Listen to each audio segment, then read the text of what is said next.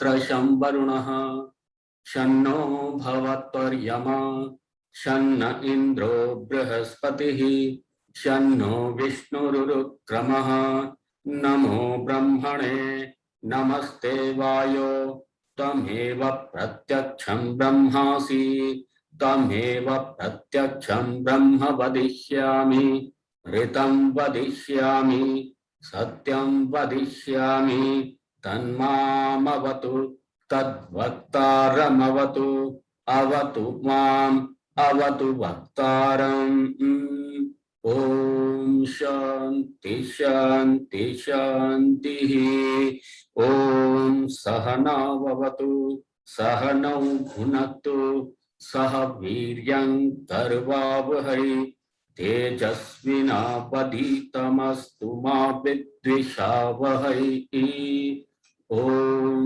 शांति शांति शांतिः ओम यच्छन्दसा वृषभो विश्वरूपः छन्दोभ्योऽत्यमृतात् सम्बभूव समेन्द्रो मेधया अस्पृणोतु अमृतस्य देवधारणो भूयासं शरीरं मे विचर्षणं जिह्वा मे मधुमत्तमा कर्णाभ्यां भूरि विश्रुवं ब्रह्मणः कोशोऽसि मेधया पिहितः श्रुतं मे गोपाये ओम शांति शांति शांतिः ओम अहं वृक्षस्य रेदिवा कीर्तिः पृष्ठं गिरेदिवा ऊर्ध्वपवित्रो वाजिनी विस्मृतमस्मि द्रविणगुं सवर्चसं सुमेधा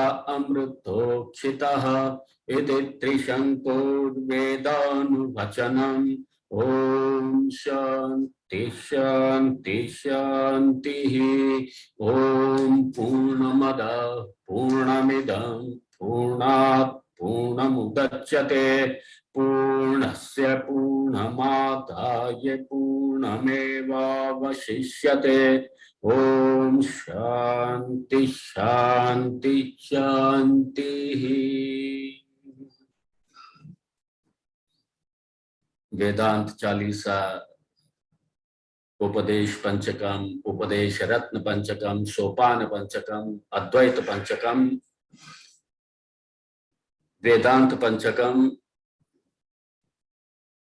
बड़ी महिमा गाई है भगवान भाष्यकार के इस अंतिम उपदेश की हमारे सभी महापुरुषों ने, और इसी में हम अवगाहन कर रहे हैं भगवान की कृपा से, पूज्य महापुरुषों की सतगुरु की कृपा से, समस्त गुरु परंपरा की कृपा से, सबके प्रति प्रणाम करते हुए, वंदन करते हुए, श्रद्धा से नतमस्तक होते हुए, उनकी कृपा की आकांक्षा करते हुए, उनकी करुणा की आकांक्षा करते हुए आइए हम भी प्रवेश करें आज उपदेश पंचकम के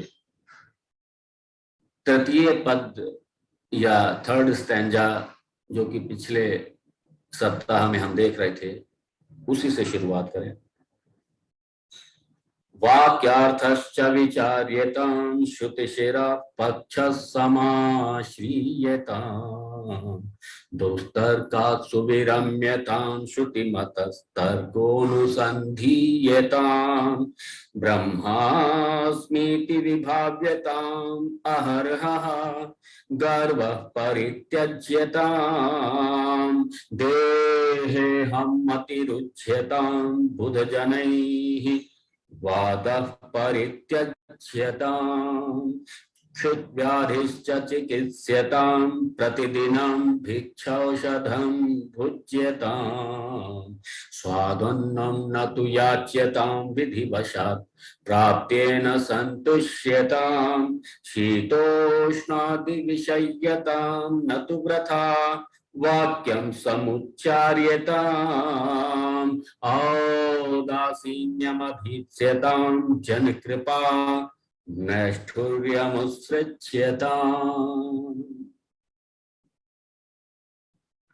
भगवान की बहुत कृपा है इस वेदांत चालीसा के हम 20 भगवान द्वारा प्रदत्त निर्देशों को हम देख चुके हैं। 21वें का भी हमने थोड़ा सा देखा था, लेकिन इसको थोड़ा सा समझना और भी जरूरी है, क्योंकि यही वेदांत का फल है। ब्रह्मास्मीति विभाव्यताम, ब्रह्म अहमअस्मि। वेदांत कहता है जिसे आप चाहते हैं, जो आपको चाहिए वही आप हैं। क्योंकि हर प्राणी की, हर मानव की एक मौलिक प्यास है कि मैं पूर्णता को पाऊं, मौलिक प्यास है कि मैं नित्य को पाऊं, मौलिक प्यास है कि मैं असीमित को पाऊं, मौलिक प्यास है कि मैं अमरता को पाऊं। और यही सब ब्रह्म के समानार्थी हैं। ब्रह्म ही नित्य है, ब्रह्म ही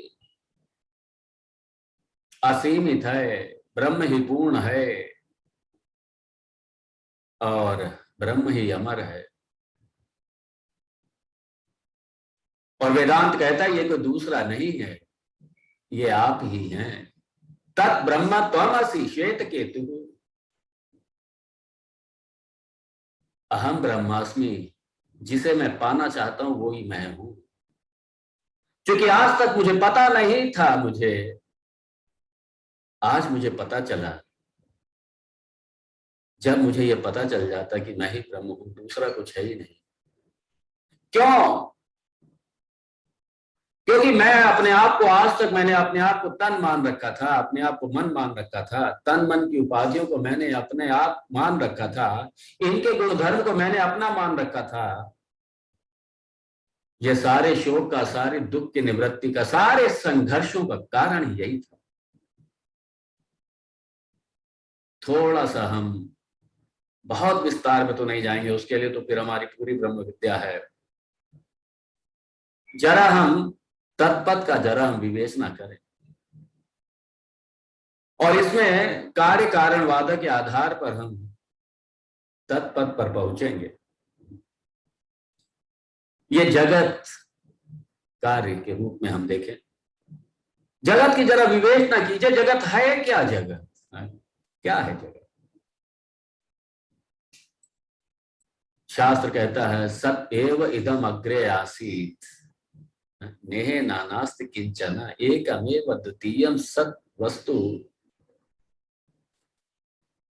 और सत्य की परिभाषा करें तो अबाधितम सत्यम, जिसका कभी बाध नहीं होता है वो सत्य है, वही सत्य है, जिसका कभी बाध नहीं होता। अबाधितम सत्यम। जरा हम जगत को देखें, किसी वस्तु को, सबका बाध होता है। यहां तक कि निद्रा में सारे जगत का बाध हो जाता है, सारे जगत का बाध हो जाता है।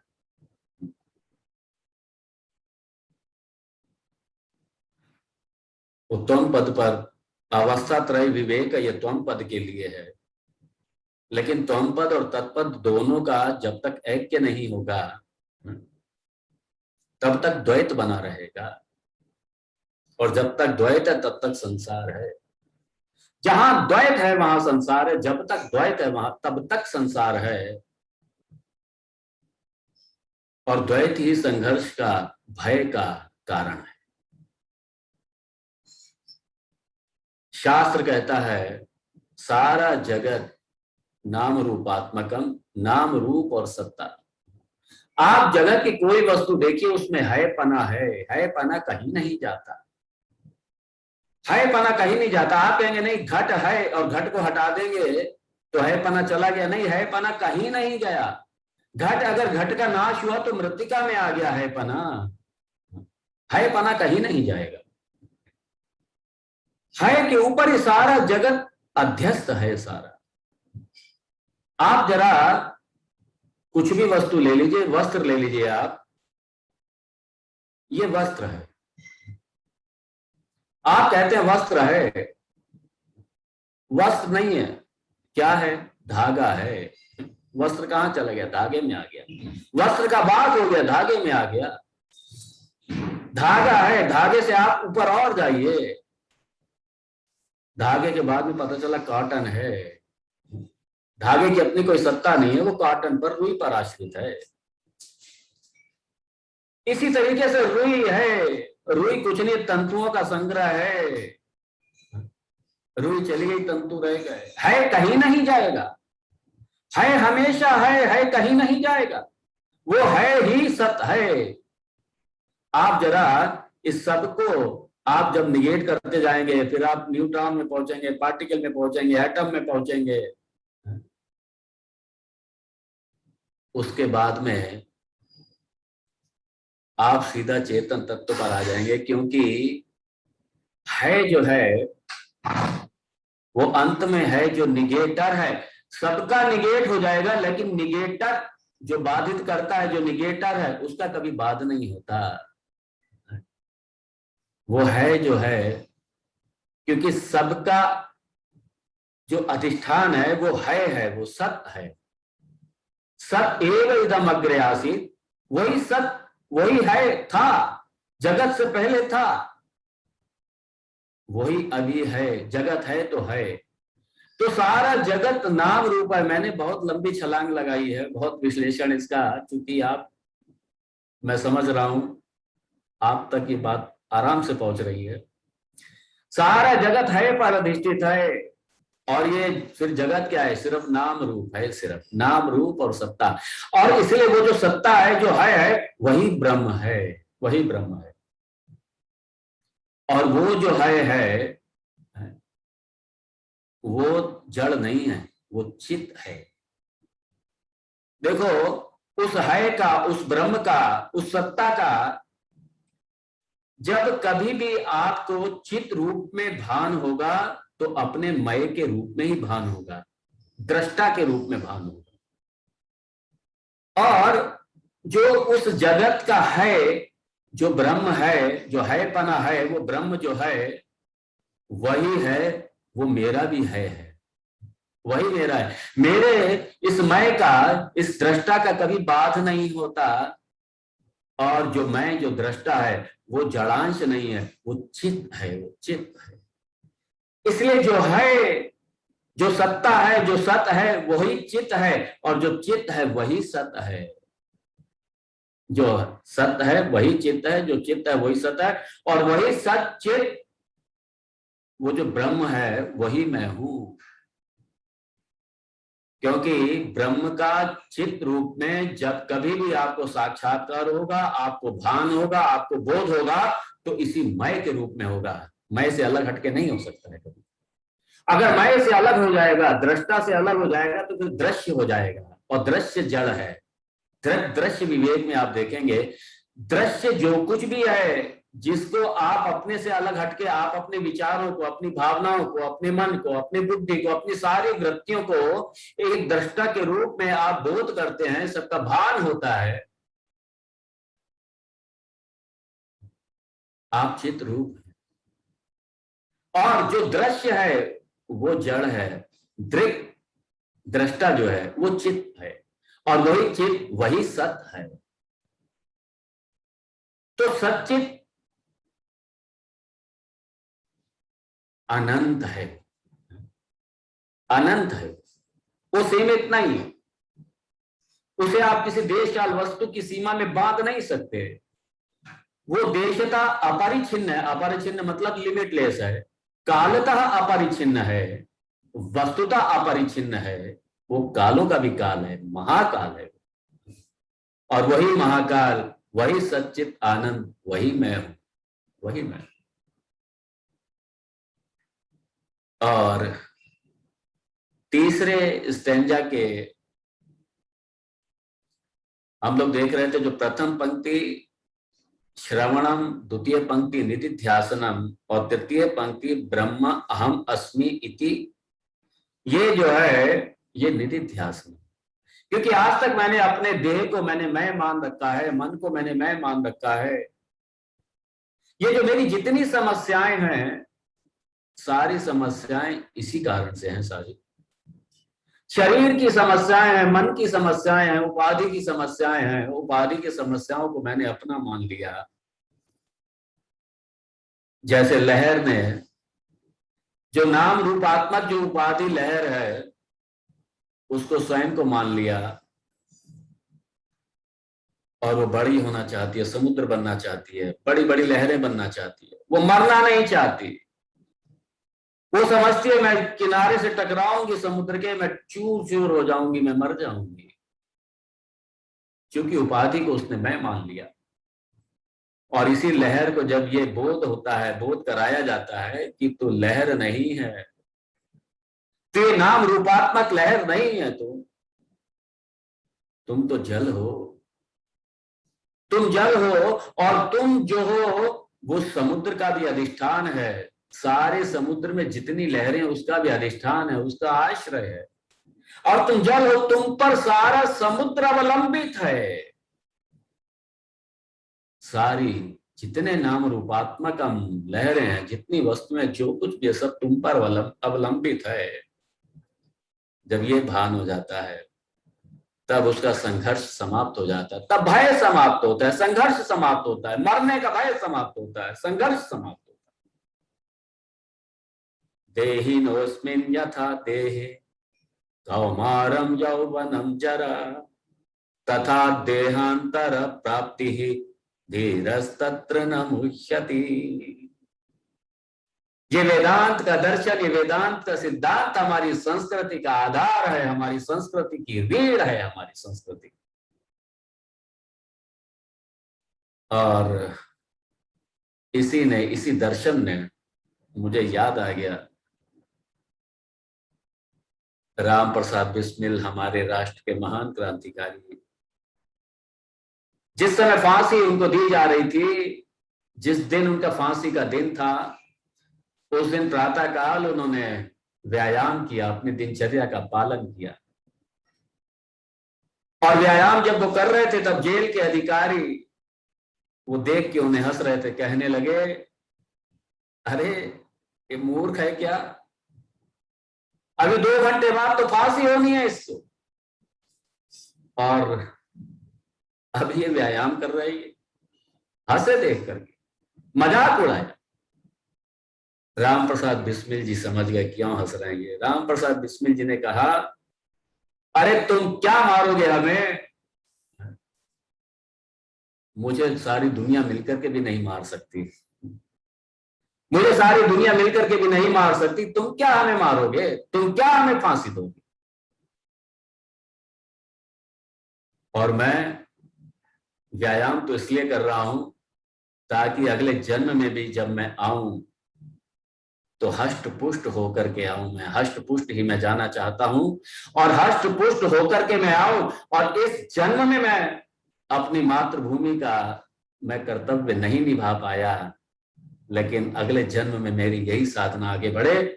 और इस जन्म में तुम्हें मैं नहीं निकाल पाया अपने देश के बाहर, लेकिन अगले जन्म में मैं जरूर तुम्हें निकालूंगा, जरूर तुम्हें निकालूंगा। ये शक्ति किसकी थी, ये वेदांत की शक्ति है। ये भारतीय संस्कृति का आधार है, ये भारतीय संस्कृति का। इसीलिए क्योंकि मैं आत्मा हूं, मैं सच्चे स्वरूप हूं, कौन मारेगा मुझे, अमरता मेरा स्वरूप है, मुझे कौन मुझे मारेगा। ये दर्शन, ये सारे भारतीय इतिहास के जितना भी हमारे संघर्ष हुए, ये दर्शन उसका आधार रहा है, वेदांत उसका आधार रहा है, सारे संघर्षों का वेदांत आधार है। ये रीढ़ है भारतीय संस्कृति की, ये रीढ़ है भारतीय धर्म की, ये रीढ़ है सनातन धर्म की। इसीलिए ये जो निधिध्यासन है, ये सिर्फ इस बात की निवृत्ति के लिए है, क्योंकि बार बार का हर जन्म का जो हमारा ये अध्यास है, हमारा शरीर के साथ, मन के साथ, इस अध्यास की निवृत्ति के लिए, इस अध्यास की निवृत्ति के लिए निधिध्यासन में बैठना, अपने स्वरूप में बैठना, अपने आप को ब्रह्माकार, अखंडाकार ब्रह्म वृत्ति से अपने आप को अपने स्वरूप में जान करके अपने स्वरूप में रहना, और इसी से हमारी समस्याओं का समाधान होगा। क्योंकि जब यह आ जाता है तो हमारे जीवन के द्वंद्व चले जाते हैं, हमारे जीवन के संघर्ष खत्म हो जाता है हमारा, हमारी ईर्ष्या, हमारा राग, हमारा द्वेष, हमारा मात्सर्य, हमारा काम, हमारा क्रोध, हमारा मद, हमारा अहंकार, हमारा अभिमान, ये सारा हमारा समाप्त होता है। और हमारा जो व्यवहार है, ज्ञानी के जिस व्यवहार का भगवान ने वर्णन किया है भगवत गीता में, उपनिषदों में,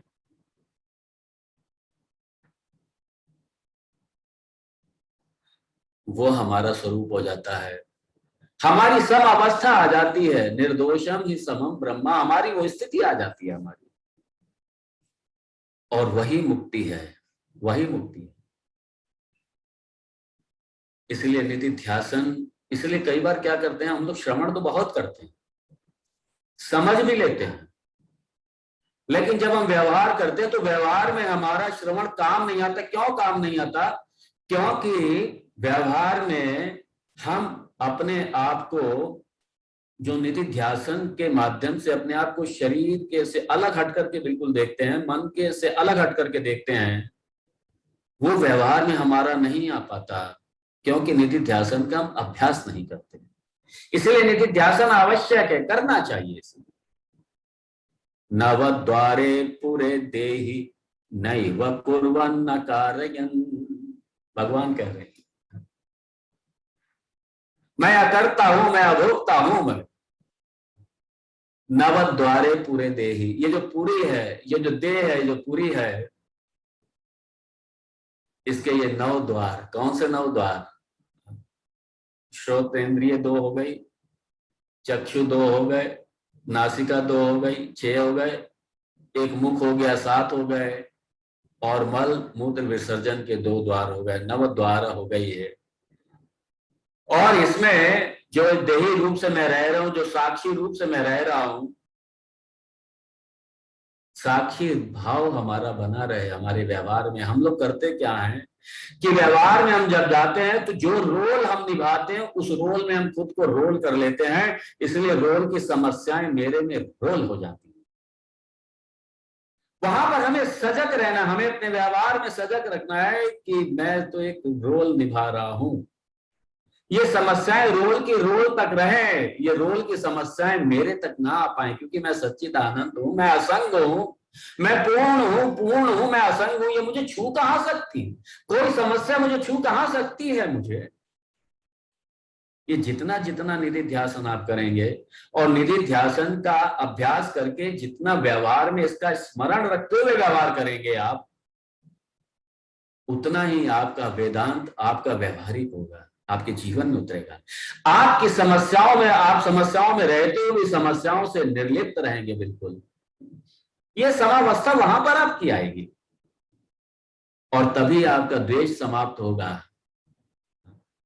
तभी आपका द्वेष समाप्त होगा, क्योंकि दूसरा कुछ है ही नहीं। आप द्वेष करेंगे किससे? आप भय करेंगे किससे? आप कंपटीशन करेंगे किससे? क्योंकि दूसरा कुछ है ही नहीं, कोई आपको दुख पहुंचा ही नहीं सकता, इसलिए आप इस पे क्रोध करेंगे। आप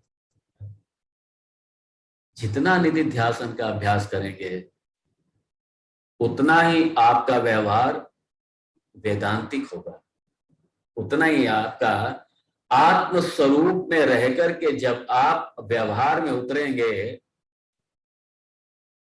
तभी आपका वेदांत आपका सहायक होगा व्यवहार में, वरना वेदांत अलग हो जाएगा, आप अलग हो जाएंगे। वेदांत तो हमारे व्यवहारिक होना चाहिए, पूरा हमारे व्यवहार में उतरना चाहिए, वेदांत हमारे जीवन में आना चाहिए। इसके लिए निधि ध्यासन है। फिर उसके बाद में भगवान कुछ निर्देश दे रहे हैं, क्योंकि यहां तक ये संन्यास आश्रम में हम पहुंचे,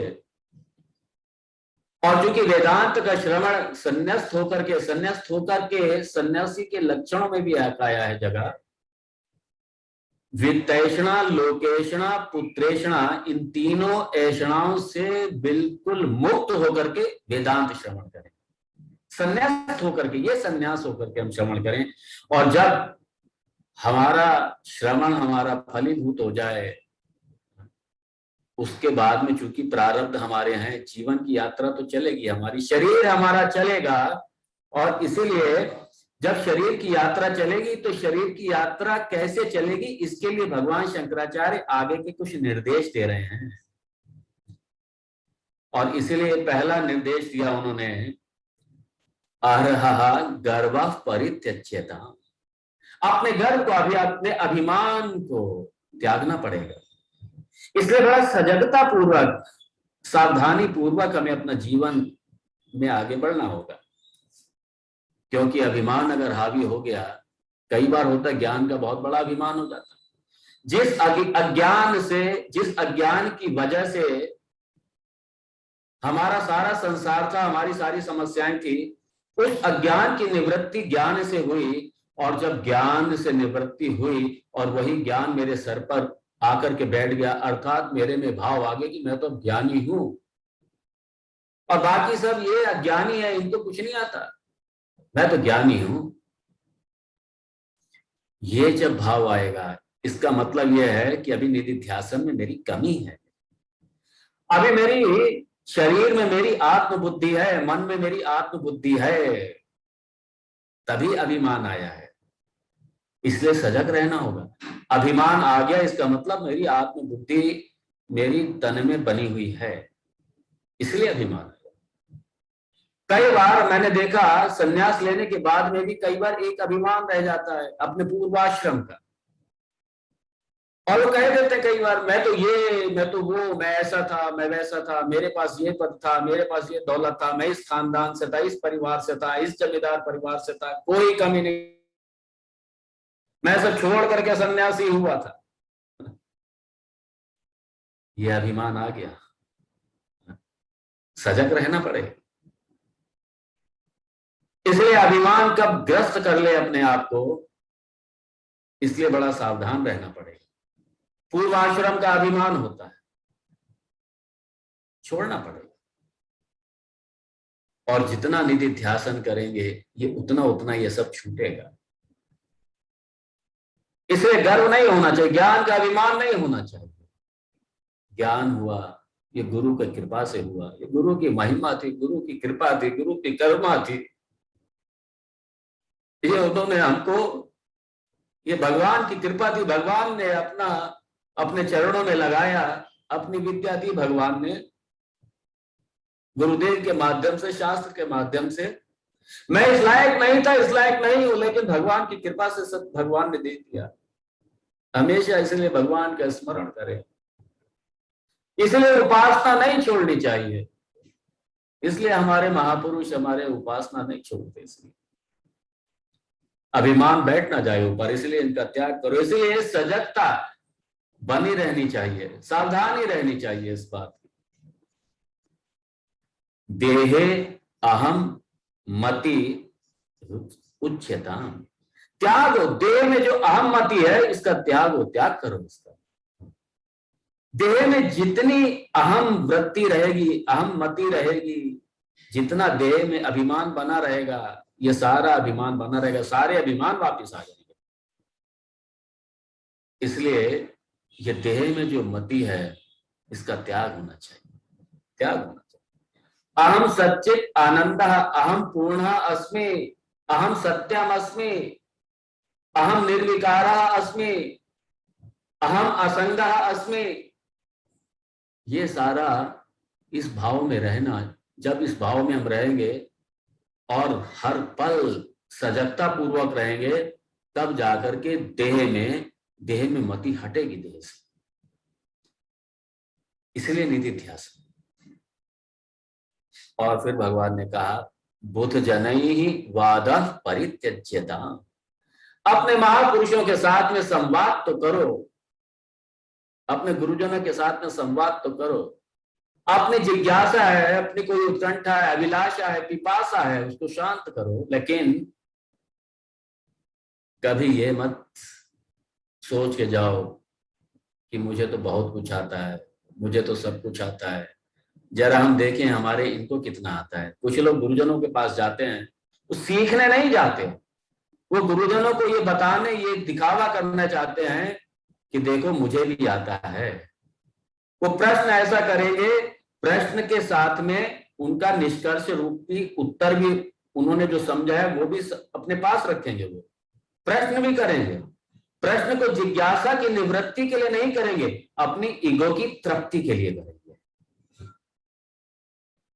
इसलिए वाद के चक्कर में नहीं पड़ना हमें। संवाद कीजिए आप, और संवाद श्रुति के वाक्य के आधार पर ही होनी चाहिए।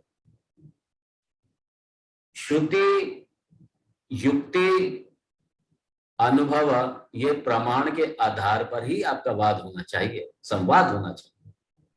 इसलिए वाद नहीं, क्योंकि वाद में रिजल्ट कुछ नहीं निकलता। एक ईगो जो है, सिर्फ ईगो अपनी नरिश होती है। लोग कई बार इसलिए क्या करते हैं, जब डिस्कशन होता है, आपस में बहस होती है, वहां पे फिर स्थिति यह आ जाती है कि बात ईगो की आ जाती है कि ईगो मेरी झुकनी नहीं चाहिए, और ईगो की तृप्ति के लिए ही फिर वाद होता है साथ में सारा।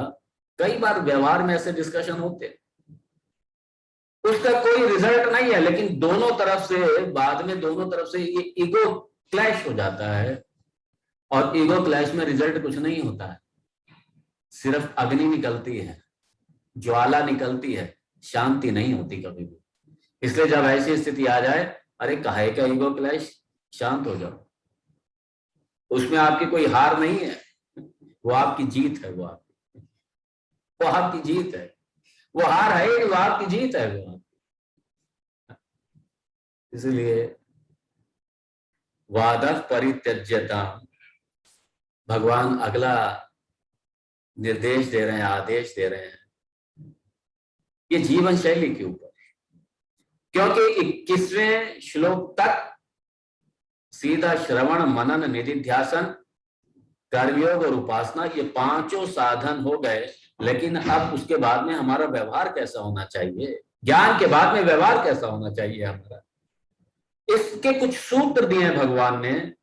ये चौथे पद्य में, चौथे स्टैंजा में है, और उसका पहला है क्षुत व्याधिश्च चिकित्स्यता। ये क्षुधा है, ये व्याधि है, ये भूख लगी है आप, ये भूख एक रोग, भूख एक रोग है। जैसे हम चिकित्सा करते हैं अपने अन्य रोगों की, औषधि लेते हैं जब हम, तब हम उसका कभी स्वाद नहीं देखते, तब हम यही देखते हैं कि मेरे चूंकि शरीर के लिए आवश्यक है इसलिए हमने लेना है इसे, हमारे शरीर के लिए आवश्यक है, हमारे रोग की निवृत्ति होगी। इसीलिए ये जो भूख और प्यास रूपी जो रोग है, इसकी रोग की निवृत्ति सिर्फ हमें करनी है, और इसके लिए हमें भोजन लेना है। इसलिए भोजन को भी औषधि रूप से ग्रहण करो, औषधि रूप से स्वीकार करो, भोजन औषधि रूप से लीजिए, और प्रतिदिनम भिक्षौषधम भुज्यताम, इसे हर दिन भिक्षा के रूप में, ठीक है ठाकुर जी की, भगवान जी की एक प्रदत्त भिक्षा है, और उससे मेरी ये क्षुधा की निवृत्ति हो रही है, मेरे प्यास की निवृत्ति हो रही है, इसलिए ठाकुर जी का प्रसाद समझ करके उसको भिक्षा रूप में स्वीकार करो उसको। पहले तो, अब चूंकि वो वर्ण आश्रम व्यवस्था उस रूप में नहीं है, आज एक दूसरे रूप में निकल के आई हुई है, इसका स्वरूप बदल गया है। पहले समाज भी ये जानता था कि साधु को भिक्षा देना ही है, सन्यासी को भिक्षा देना ही है, वो अपना धर्म समझता था और धर्म समझ के देते थे उसको, और साधु इस तरफ से कभी सोचता भी नहीं था। सन्यासी अपने 5 घरों से भिक्षा ली, और बस भिक्षा लेकर के अपना उदर पूर्ति की। उदर पूर्ति इसलिए करना है क्योंकि ये अभी प्रारब्ध जब तक है तब तक ये चलेगा, ये जब तक प्रारब्ध है तब तक चलेगा। इसीलिए ये धर्म है, शरीर यात्रा चले जब तक प्रारब्ध है, शरीर यात्रा चले, शरीर यात्रा के लिए भिक्षा इसको शरीर को देनी है, औषध रूप से देनी है। औषधि रूप से दे करके इसका यापन आगे हो, ताकि जो मुक्ति स्वरूप, जो सच्चित आनंद स्वरूप, जो उसका स्वरूप है, उस स्वरूप में अवस्थित रहकर वो अपने प्रारब्ध को भोगे। इसके लिए भिक्षा चाहिए, शरीर को भिक्षा चाहिए, शरीर यात्रा के लिए भिक्षा चाहिए, और समाज सारी भिक्षा की व्यवस्था करता था। और साधु 5 घरों से लेकर के भिक्षा के भी नियम, मैं भिक्षा के विस्तार में नहीं जाऊंगा। भिक्षा लेकर के जीवन यापन करते हुए अपने प्रारब्ध को भोगना है बस।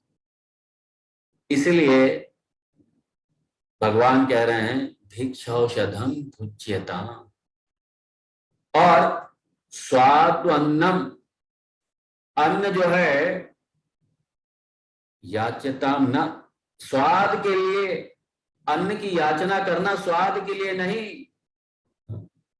इसलिए बढ़िया बढ़िया अच्छे अच्छे स्वादिष्ट, बस हर समय इसकी स्मृति में रहो कि जिह्वा को ये अच्छा लगता है, जिह्वा को वो अच्छा लगता है।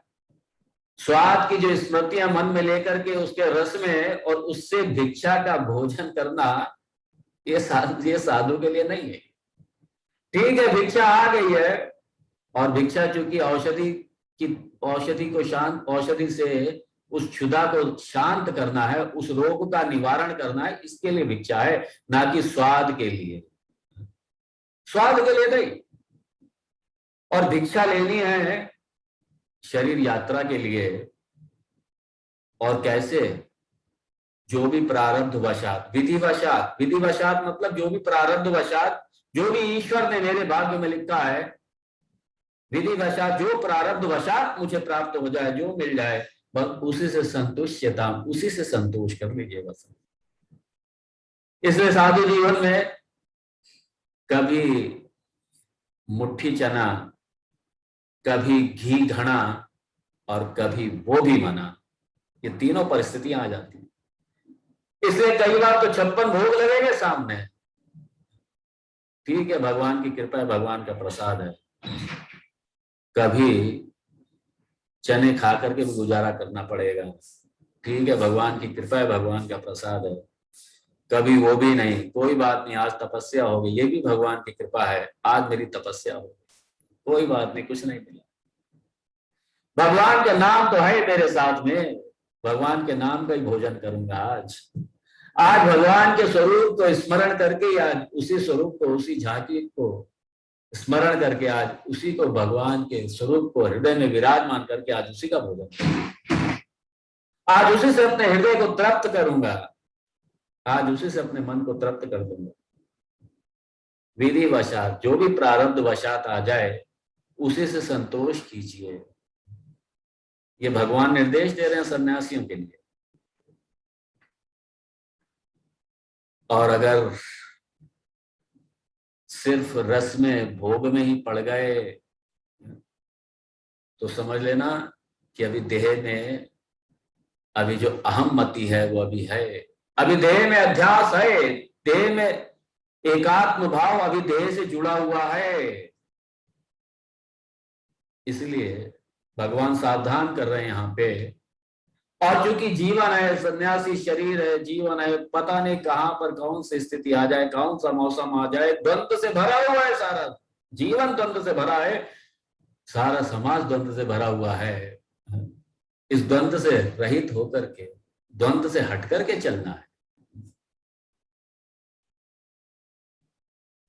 दुखेषु अनुद्विग्न मनाः, सुखेषु विगत स्पृहः, वीतराग भय क्रोधः, स्थितधीर्मुनिरुच्यते। इसलिए भगवान यहाँ पे शीतोष्णादि विषय्यता, शीत उष्ण एटसेट्रा, आदि मतलब एटसेट्रा, एटसेट्रा का मतलब जीवन के सारे द्वंद्व आ गए, सुख है, दुख है, शीत है, उष्ण है, लाभ है, हानि है, दिन है, रात है, धूप है, छाए है, जन्म है, मृत्यु है, सारा जो द्वंद्वात्मक जो जीवन है, ये द्वंद्व जीवन के आने जाने वाले हैं, आते रहेंगे जाते रहेंगे, द्वंद्वात्मक है सारा जीवन। धूप भी रहेगी तो छाएं भी रहेगी, दिन भी रहेगा तो रात भी रहेगी, गर्मी है तो सर्दी है, सर्दी है तो गर्मी है। इसलिए भगवान कह रहे हैं शीत उष्ण आदि विषयता,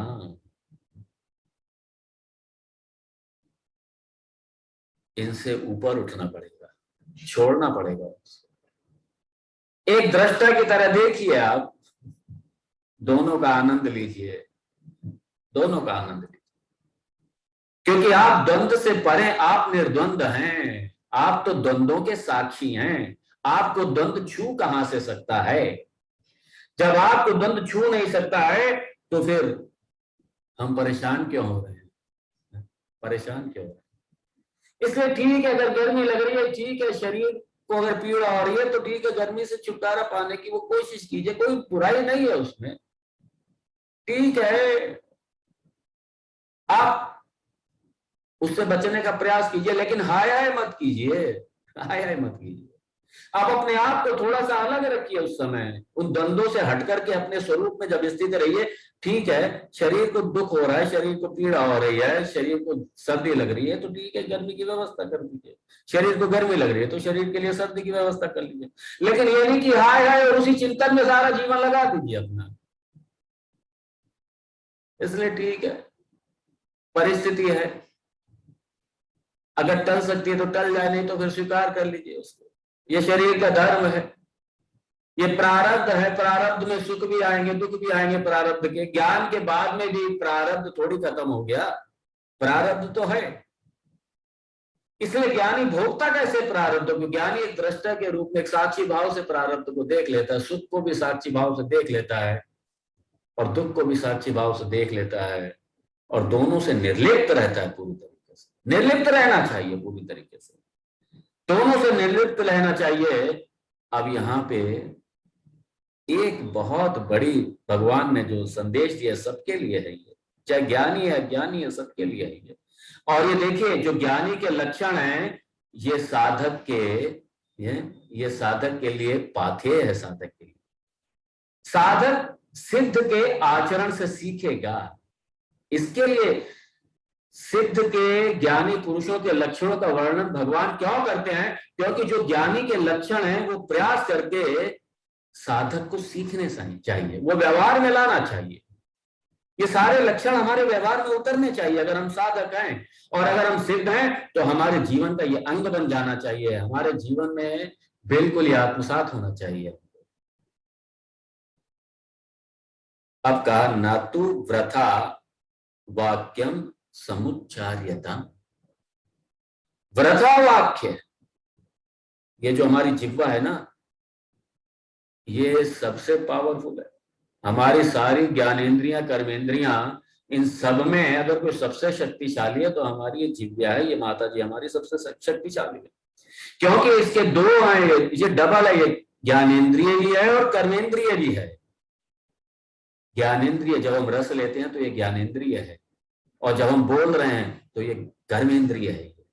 कर्मेंद्रिय भी है, ज्ञानेंद्रिय भी है ये, और ये सबसे पावरफुल है। और इसीलिए यहाँ पे भगवान ने सम का प्रत्यय का उपयोग किया है।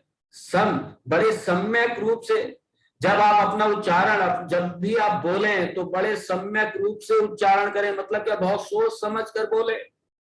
इसलिए शब्दों को अपने मुख से निकालने से पहले शब्द को फिल्टर कर लें अपने अंदर कि हमें क्या बोलना है, कितना बोलना है, कहाँ बोलना है, कैसे बोलना है। बोलने से पहले सोचिए, विचारिए, बहुत अच्छे तरीके से सोचिए, बहुत अच्छे तरीके से विचारिए, और उतना ही बोलिए जितना आवश्यक है। अनावश्यक मत बोलिए। आप वृथा वाक्य बिल्कुल बोलना ही नहीं चाहिए, वृथा वाक्य नहीं बोलनी चाहिए, क्योंकि वृथा वाक्य में सिवाय संघर्ष के और कुछ नहीं है। इसलिए भगवान कह रहे हैं यहाँ पे अविचार्य न, ये शास्त्र कहता है, अविचारेण न वक्तव्यम, वक्तव्यम सुविचारितम।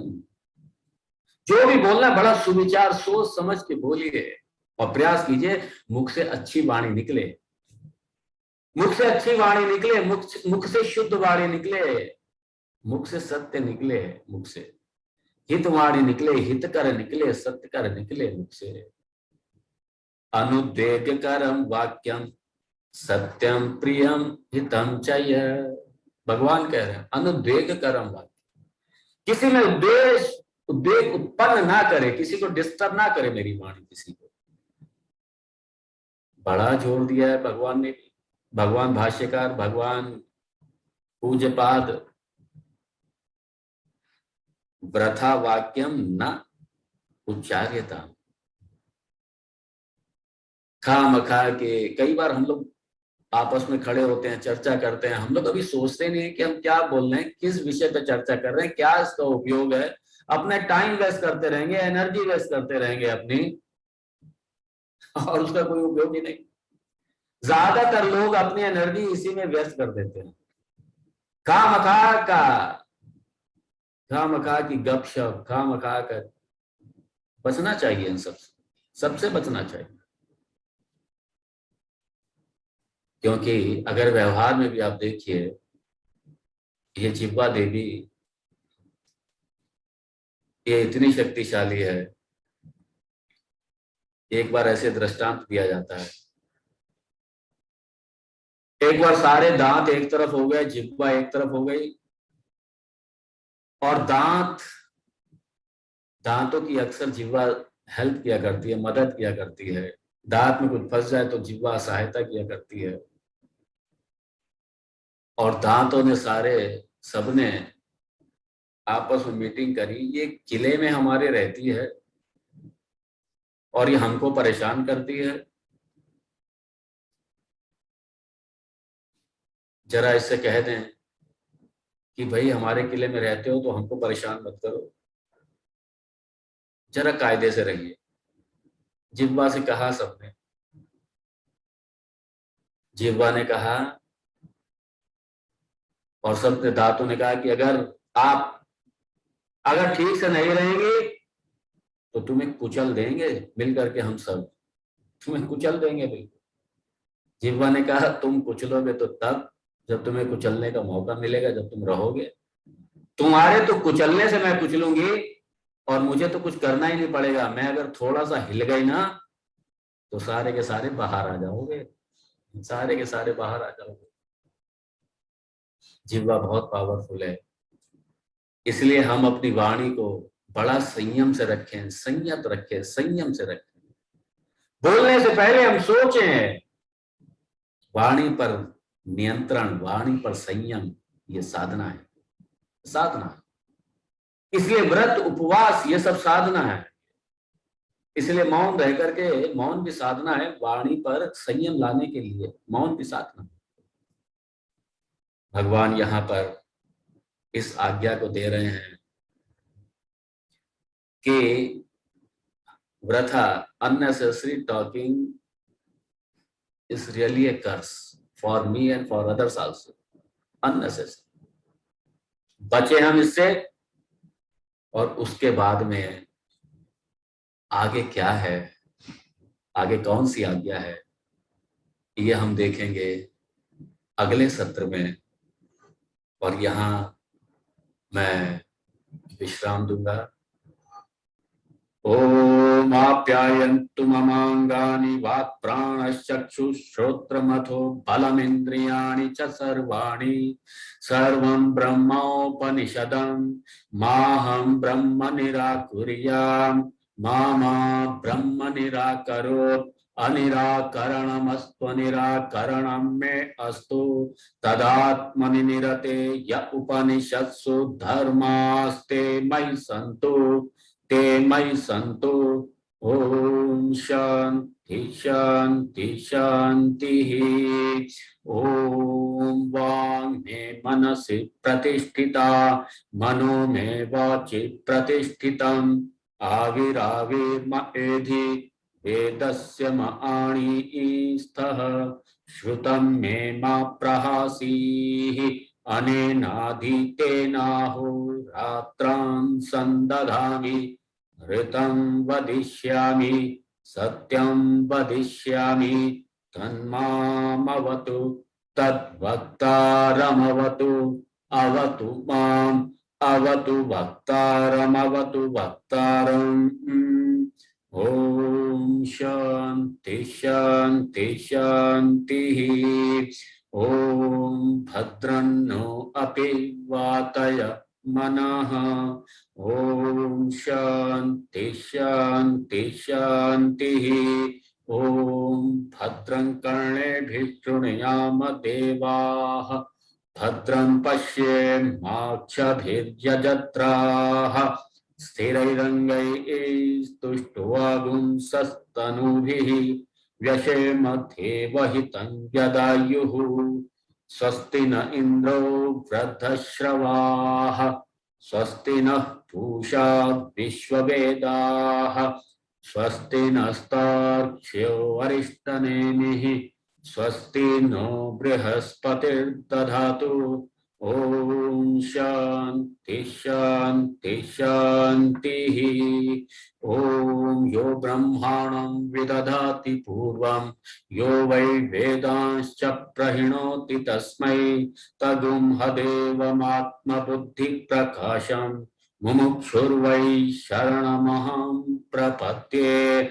ओम शांति शांति शांतिः।